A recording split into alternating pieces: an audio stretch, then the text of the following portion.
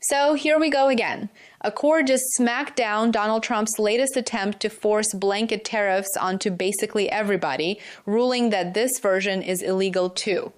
And if you're sitting there thinking, wait, didn't courts already tell him he couldn't do this? Yeah, they did. Earlier this year, the Supreme Court already shut down one of Trump's tariff schemes. So the administration came back trying a totally different legal angle, digging through some obscure 1970s trade law, hoping nobody would notice. Their whole strategy was basically, okay, maybe we can't do it that way, but what if we try this loophole instead?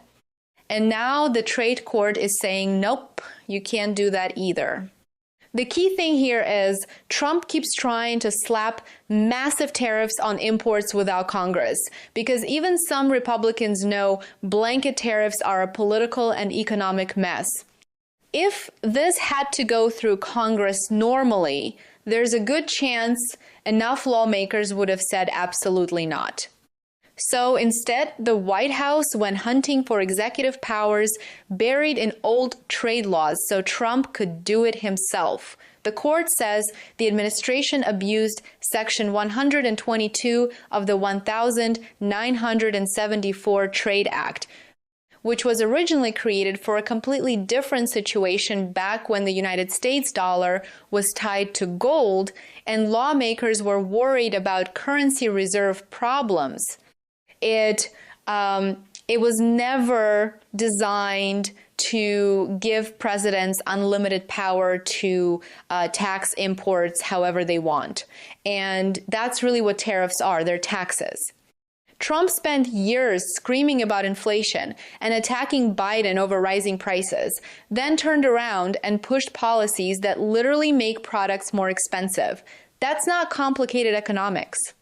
If companies have to pay extra taxes to bring goods into the United States, those costs get passed on to consumers.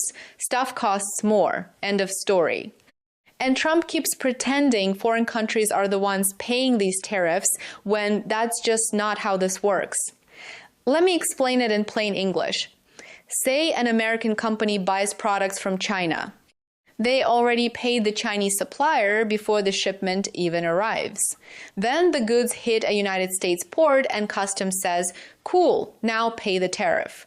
The American company writes the check. Not China, not Beijing, the United States importer pays it. That money goes straight to the United States government. So when Trump brags that tariffs are bringing in hundreds of billions of dollars, he's talking about money collected from American businesses and eventually American consumers. What makes this even crazier is Trump's response to losing in court.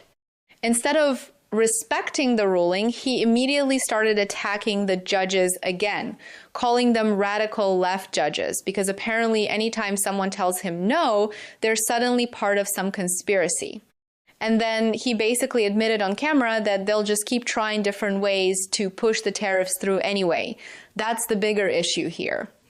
It's the mindset that laws and constitutional limits are just obstacles to get around instead of actual limits on presidential power. And now there's another huge problem for the administration, because if these tariffs were collected illegally, companies can demand refunds. That money doesn't go back to China because China never paid it in the first place. The refunds go to American companies that were forced to pay these import taxes. But now there's pressure from Trump world for businesses to stay loyal and not even ask for their money back, which is honestly unbelievable. Imagine paying millions in tariffs that courts later say were illegal and then feeling political pressure not to request a refund because you might end up on Trump's bad side. That's where we are right now. And meanwhile, regular Americans are still stuck paying higher prices while politicians play legal games trying to force through policies courts keep ruling illegal.